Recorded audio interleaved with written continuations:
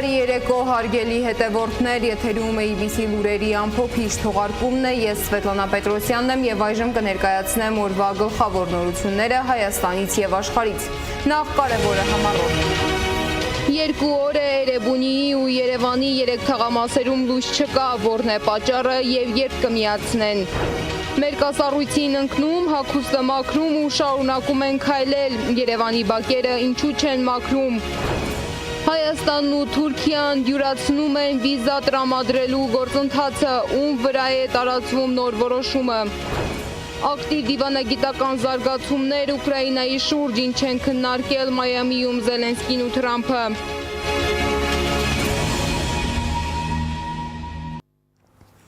Հայաստան-Թուրքիա հարաբերությունների կարգավորման գործընթացում արձանագրվել է հերթական քայլը։ Կողմերի հատուկ ներկայացուցիչների միջոցով ձեռք բերված պայմանավորվածությունների շրջանակում Երևանն ու Անկարան որոշել են հեշտացնել վիզաների տրամադրումը դիվանագիտական, հատուկ եւ ծառայողական անձնագրեր ունեցողների համար։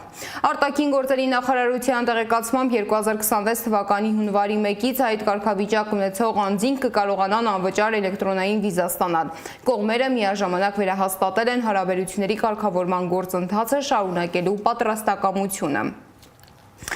Այս հայտարարությունների ֆոնին տարածաշրջանում խաղաղության թեման շարունակում է մնալ առանցքային։ 2025-ին հայ-ադրբեջանական խաղաղության համաձայնագիրը չի ստորագրվել։ Չստորագրման գլխավոր պատճառը Ադրբեջանի առաջ քաշած նախապայմաններ, Հայաստանի սահմանադրության փոփոխությունը։ Եվ չնայած արդեն 4 ամիս է, որ Բաքուն շարունակում է խոսել նախապայմանների լեզվով, այդ ֆոնին Հայաստանի արտգործնախարարը ընդգծել է, որ նախաստորագրումից հետո եղել են որոշ ձեռքբերումներ, ներմուծված ցորենը եւ վառելիքը, որոնք կարելի է դիտարկել որպես խաղաղության որոշակի դրսևորում, բայց միաժամանակ շեշտել է, որ դեռ կան մի շարք չլուծված հարցեր։ Ինչ հարցերի մասին է խոսքը ռեպորտաժում։ Զգոնությունն ու ուժը խաղաղության երաշխիքն են։ Մեր երկրի ռազմական ներուժը զգալիորեն ամրապնդվել է եւ կշարունակի ամրապնդվել։ Իլհամ Ալիևն է դեկտեմբերի 24-ին հայտարարել Ակնայում բնակիչների հետ հանդիպման ժամանակ։ 4 օր անց դեկտեմբերի 28-ին Արարատ Միրզոյանը հանրային հեռուստաընկերության եթերում խոսում էր խաղաղության գործընթացի ինտենսիվության մասին։ Խաղաղությունը հաստատված է, համագործակցության փորձերը կան, դրսևորումները կան, բայց սա չի նշանակում, որ մենք անցել ենք ամբողջությամբ անհրաժեշտ ճանապարհը եւ հումանիտար հարցերն էլ պետք է ասի ենթակային հասցեագրման եւ նաեւ Արևմտյան Ադրբեջանի խոսույթը մենք համարում ենք դա մեր տարածքային ամբողջականության դեմ խոսույթ։ Խաչիկ Գալստյանը կարծում է Հայաստանի արտգործնախարարի տարեվերջի հարցազրույցը արձագանք էր Ալիևի Ակնայում արված հայտարարություններին։ Իսկ պնդումը, թե Հայաստանը չի կիսում խաղաղության համաձայնագրի վերաբերյալ Ադրբեջանի պատկերացումները, քաղաքագետը համարում է մանկամտություն։ Դոնե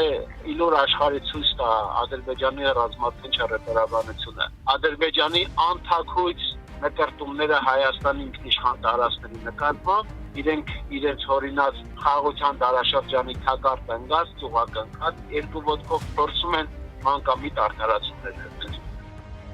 Մինչ հայկական կողմը խաղաղությանն ուղղված ինտենսիվ քայլերի մասին հայտարարություններ է անում, Բաքուն նախագահի մակարդակով առաջ է մղում այսպես կոչված Արևմտյան Ադրբեջանի խոսույթը, միաժամանակ հայտարարելով, որ ինքն է խաղաղության օրակարգի նախաձեռնողը։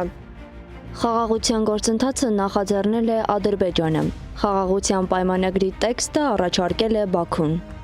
Ադրբեջանը խաղաղության հասնելու համար օգտագործում է ուժի գործոնը։ Քաղաքական վերլուծաբան Հակոբ Բադալյանը կարծում է, նման ձևով Բաքուն ոչ թե խաղաղության օրակարգի մասնակից է դառնում, այլ իր օրակարգն է պարտադրում Երևանին։ Ասում են հետևյալը, որ մենք ունենք խաղաղության այս պատկերացումը, դա մեր պայմանների բավարարումն է եւ մեր պայմանների բավարարմամբ մենք գնում ենք խաղաղության։ Եթե մեր պայմանները չբավարարվեն, ապա այստեղ արդեն Ադրբեջանը դիմում է շանտաժի, այդպես ասելով, եթե մեր պայմանները չբավարարվեն, մենք կօգտագործենք ուժը։ Հայաստանի իշխանությունները միամիտ չեն, իրենք էլ շատ լավ հասկանում են խաղաղության հաստատման գործընթացը ձախողվում է, ընդգծում է վերլուծաբանը։ Ըստ նրա, այս պրոցեսը քարոզչություն է, ուղղված ընտրազանգվածին։ Նիկոլ Փաշինյանին շատ կարևոր է ցույց տալ, որ այն ինչ տեղի է ունեցել եւ տեղի է ունենում, Հայաստանի համար ձեռքբերում է, խնդիրների լուծում է, երկարատև հակամարտության կարգավորում է եւ այլն, որովհետեւ եթե ինքը չի ստեղծում այդպիսի պատկեր, ապա այլևս գործնականում ոչինչ չունի ներկայացնելու էլեկտորատին եւ ինքը մնում է արդեն որպես ձախողված ղեկավար։ Մինչ Ադրբեջանի նախագահը բացահայտ հայտարարում է, որ ուժն է թելադրում խաղաղություն, հայկական կողմը խաղաղության գործընթացը փորձում է կառուցել տնտեսական գործակցության վրա։ Այս երկու միմյանցից խիստ տարբեր պատկերացումների միջակայքում հարց է ծագում. հնարավոր է արդյոք խաղաղություն այնքան մոտ ապագայում, որքան հայտարարում են Հայաստանի իշխանությունները։ Արարատ Միրզոյանի հայտարարությանը հաջորդել է Հայաստանի ազգային անվտանգության ծառայության տնօրեն Անդրանիկ Սիմոնյանի գլխավորությամբ գերիների, պատանների եւ անհայտ կորածների հարցերով զբաղվող միջգերատեսչական հանձնաժողովի հերթական նիստը։ Նիստին քննարկվել են հետագա պլանները։ Պաշտոնական Երևանը մի պահ մոռանալով կորուստները կենտրոնացած է նոր ձեռքբերումների վրա։ Սակայն Արցախի հայաթափմամբ մենք կորցրել ենք ոչ միայն մեր հողերը, այլ նաև այնտեղ թողել ենք հսկայական մշակութային ժառանգություն։ Կան կառույցներ ու կազմակերպություններ, որոնք շարունակում են սթափ գնահատել իրավիճակը եւ պահել հնարավորությունները։ Նրանցից մեկը Genesis Armenia ուղեղային կենտրոնն է, որը ձեռնամուխ է եղել Արցախում վանքերի, եկեղեցիների, ամրոցների եւ բերդերի քարտեզի կազման եւ տպագրման աշխատանքներին։ Այս տարի կենտրոնը նշել է հիմնադրման 5-ամյակը եւ ամփոփել իր գործունեությունը, ներկայացնելով անցած ճանապարհը, ռազմավարական ծրագրերը եւ առաջիկա անելիքները։ Բացառիկ քարտեզներ, որոնք պատկերում են Արցախի հարստությունները, վանքերը, եկեղեցիները, ամրոցներն ու բերդերը։ Genesis Armenia ուղեղային կենտրոն հիմնադրամն է կազմել ու տպագրել։ Մեր Արցախ երկրամասի, մեր նախնիների, մեր պապերի, ապուպապերի դարավոր վկայագրերն են, այսինքն ժառանգությունն է ներկայացնում։ 2025-ի գլխավոր ռազմավարական ծրագիրներ քարտեզների հրապարակումը շնորհանդեսն էլ տեղի ունեցավ Genesis Armenia-ի 5-ամյակի միջոցառմանը։ Genesis Armenia ուղեղային կենտրոն հիմնադրամի համար ծննդյան տարեդարձները տոնական հանդերձանքից, պերճաշուկ խոսքերից եւ քաղաքական բարեմաղթանքներից անդին իրականացված եւ ընթացիկ գործունեության արձանագրված հաջողությունների եւ բացթողումների վերաբերյալ առարկայական եւ թափանցիկ հաշվետվություն են։ Սա մեր կարգապահ եւ նվիրական աշխատանքի բարոյագիտությունն է եւ առաջընթաց ապահովելու ընկալումը։ Սա ոչ միայն գիտականորեն հիմնավորված աշխատանք է, այլ նաև իրավաքաղաքական փաստաթուղթ, որը կոչված է պահպանել եւ ամրագրել Արցախի պատմամշակութային ժառանգությունը եւ ապացույցներ թողնել գալիք սերունդների համար։ Վերջին տարիների ընթացքում առաջի անգամ տպագրվեց մի աշխատանք, որը կոչված է լրացնելու նման աշխատանքների բնույթի աշխատանքներում եղած բացը։ Հիմնադիրներն ասում են, Genesis Armenia-ն հայ ժողովրդի համար որպես սպեղանի ստեղծվեց 44-օրյա պատերազմից անմիջապես հետո։ Սկսեց համախմբել ամբողջ աշխարհով մեկ սփռված հայկական գիտամտավոր ներուժը եւ ծառայեցնել հայ ժողովրդի ազգային պետական շահին։ Հոբելյանական միջոցառումը բացվեց խորհրդանշական ուղերձով։ Բագրատ Սրբազաններ ուղարկել Կալանավայրից։ Հասկանալի պատճառներով ցավոք չեմ կարող ներկա գտնվել այսօր ինձ համար սիրելի ընտանիքի տարեդարձին։ Բայց հավատում եմ, որ դուք այն կարևոր հիմքերից եւ սյուներից եք, որով եւ որի վրա կկառուցվի մեր համբուրելի տունը։ Չմոռանալ հանուն Հայաստանի, չներել հանուն Արցախի։ Կառույցի ստեղծման առաջին իսկ օրից բովանդակային առանցքը եղել է Արցախը։ Ծրագրերի 90%-ն իրականացվել է հենց Արցախում։ Արցախի հույդա կառույցը Genesis Armenia-ի աջակիցներից էր։ Երկու կարևոր գործ արեց Genesis-ը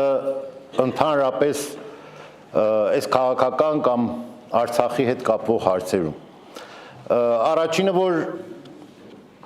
զգաց, տեսավ եւ շոշափելի ներդրում ունեցավ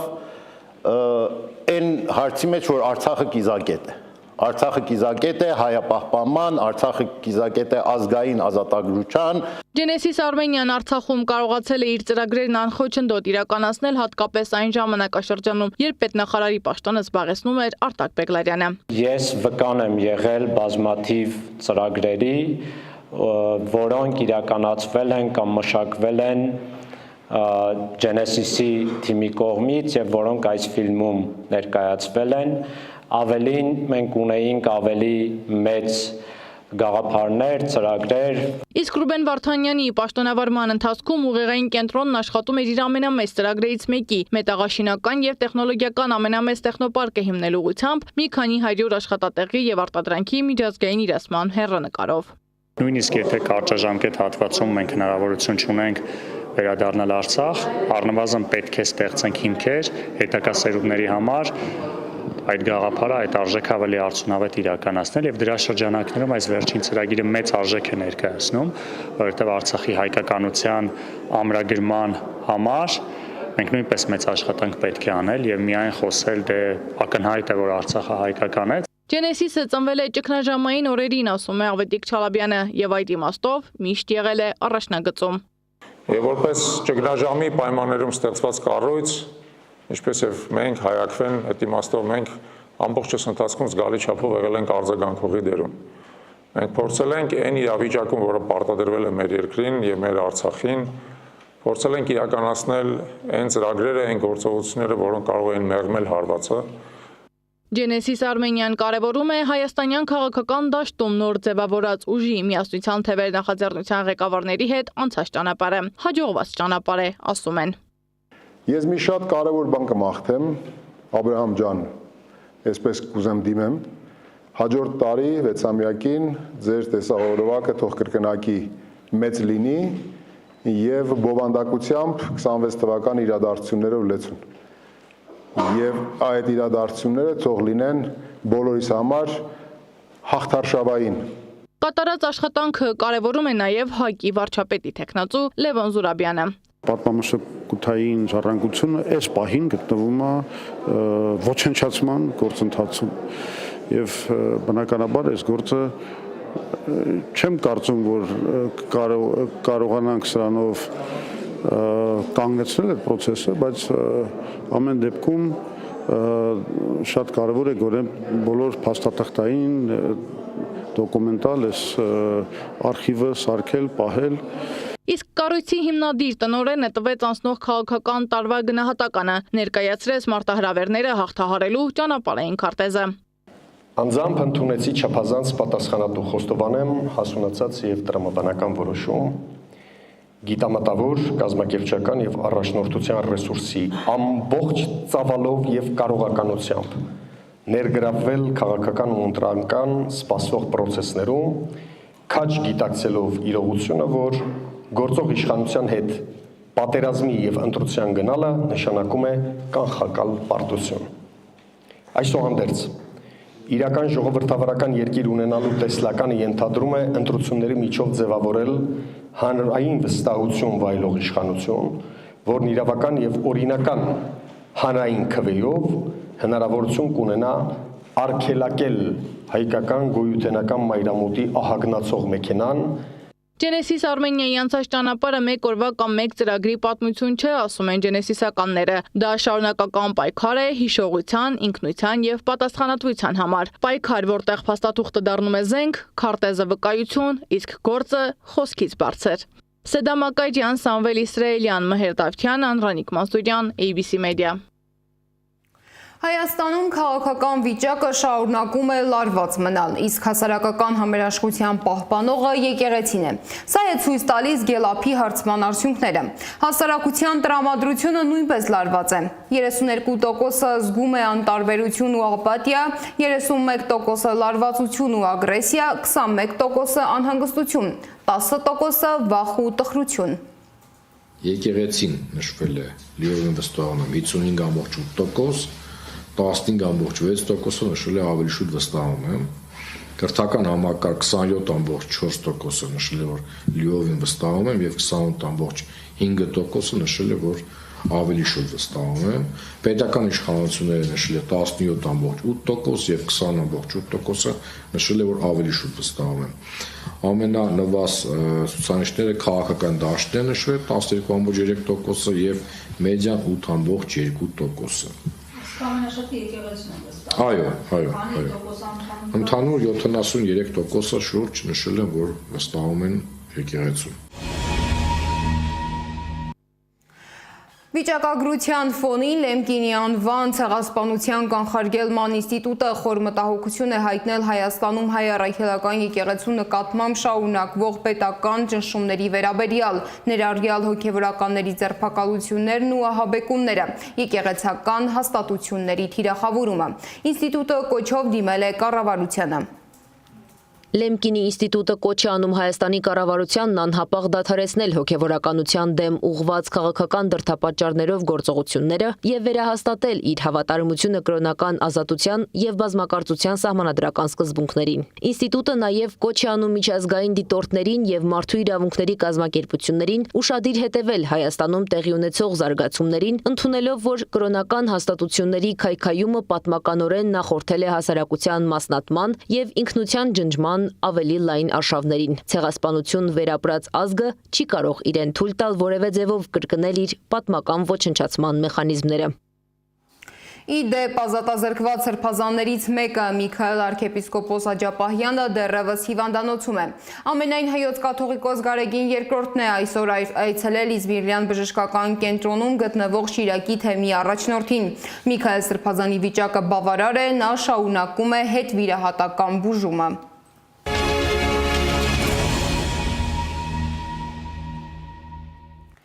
Արդեն 2 օր է հոսանքազրկված է Էրեբունի վարչական շրջանն ամբողջությամբ, Սարիթաղ թաղամասը, Խորենացի և Տիգրան մեծ փողոցները, Չարենցի փողոցի մի հատվածը։ Հեցը ասում է, որ պատճառը ենթակայանում բռնկված հրդեհն է։ Մեր նկարանող խումբը շրջել է Էրեբունիում և լսել բնակիչներին։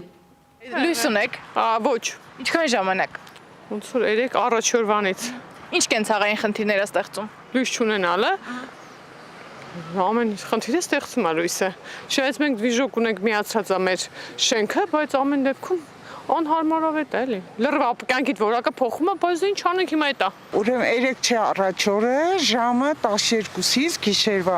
մինչև հիմա չունենք։ Ինչ խնդիրներ է ստեղծում կենցաղային։ Ոչ մի բան չենք կարում անենք։ Ինչպես եք ջեռուցում տունը։ Ոչ մի բան չկա, գազի աչքը վառել են, պլիտեն։ Կողքնյան տաքանում է ու վերջ։ Արդեն 3-րդ օրն է։ Ինչպես կարելի է մոտենալ ամանորյա մանավանդ այս օրերին։ Ամբողջ մթերքը փչանում է, ով է պատասխան տալու։ Իմ գործընկեր Սեդա Մակարյանին հաջողվել է մեկնաբանություն ստանալ ՀԵՑ-ի ժամանակավոր կառավարիչ Ռոմանոս Պետրոսյանից, լսենք։ Արտոնապես հրապարակված է, բարբերաբար թարմացում է տեղեկատվությունը, այս պահին ավելին չեմ կարող ասել, որովհետև ես այս գործընթացի մեջ արդեն 38-40 ժամ մխրճված եմ, խնդրում եմ ըմբռնումով մոտեցեք, շնորհակալություն։ Շատ բարի, պարոն Պետրոսյան, միայն մի հարց էլի, նշված է էջում, որ ժամը 10-ին վերականգնվելու է ամբողջությամբ, իրատեսական է թե ոչ։ Այո, մեր գնահատմամբ այդ ժամին արդեն մենք ամբողջական պատրաստ կլինենք անջատված բաժանորդների էլեկտրամատակարարումը վերականգնելու, անշուշտ գրել ենք, դա մեր առաջնային գնահատականն է ու ամեն ինչ անենք, որ այս ժամը պահենք բնականաբար։ Իսկ Երևանում քայլելը վտանգավոր է, մերկասառույց է Երևանի մայթերին ու բակային տարածքներում։ Շենքի բակից փողոց հասնելն իրական փորձություն է, վտանգը մեծ։ Սա է այսօրվա իրականությունը, որը զուգադիպեց Երևանի քաղաքապետ Տիգրան Ավինյանի տարեվերջյան ասուլիսի հետ։ Մայրաքաղաքի քաոսն ու դրա վերաբերյալ քաղաքապետի պարզաբանումը ներկայացնում է Անի Աբաղյանը։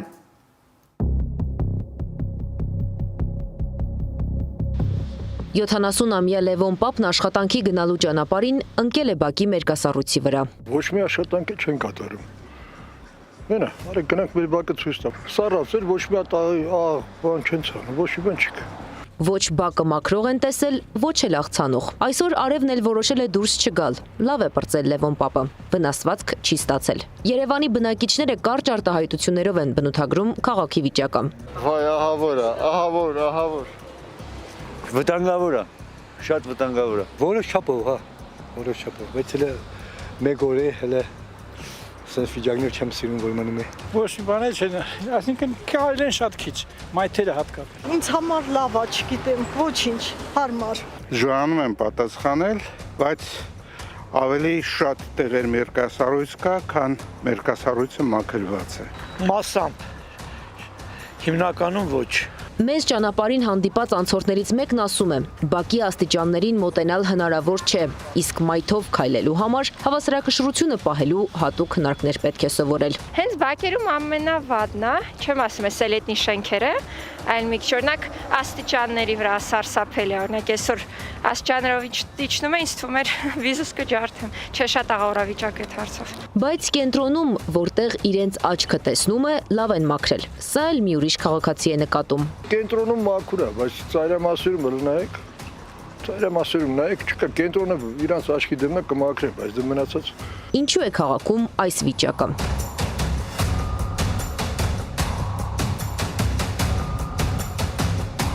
Երևանի քաղաքապետ Տիգրան Ավինյանը մեր հարցին ի պատասխան նշել է, տեղումներից հետո 59 տեխնիկա են գործարկել, 1500 տոննա աղցանել։ Անանցանելի ճանապարհ որպես այդպիսին չկա, եւ իրականում մենք պետք է նաեւ արձանագրենք, որ մեր հարային հատվածում, մեր բիզնես հատվածում գործընկերները նույնպես հավաքանու կանոններով ունեն պարտավորություն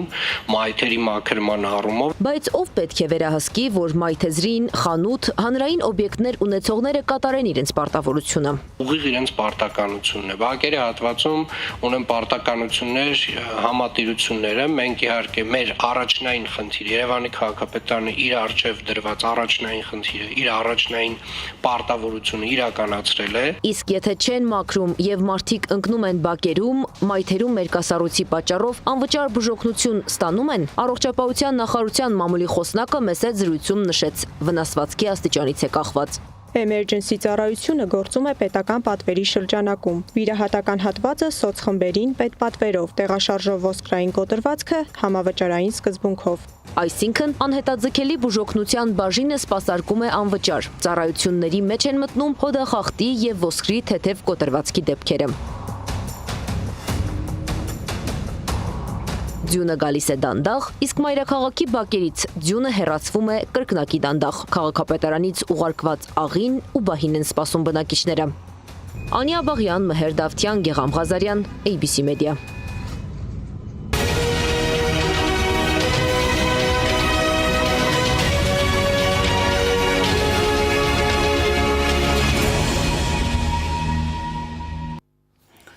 Հանգստյան օրերին ակտիվ դիվանագիտական զարգացումներ էր Ուկրաինայի շուրջ, նախ Թրամփ-Պուտին հեռախոսազրույց, ապա Թրամփ-Զելենսկի հանդիպում Մայամիում։ Լավատեսական հայտարարություններին զուգահեռ հարցականի տակ է մնում Դոնբասի հարցը։ Ինչ են քննարկել Մայամիում կողմերը, կհաջողվի տարին ամփոփել եւ 2025-ում թողնել եւս մեկ հակամարտության էջ, Անահիտ Սարգսյանի ռեպորտաժում։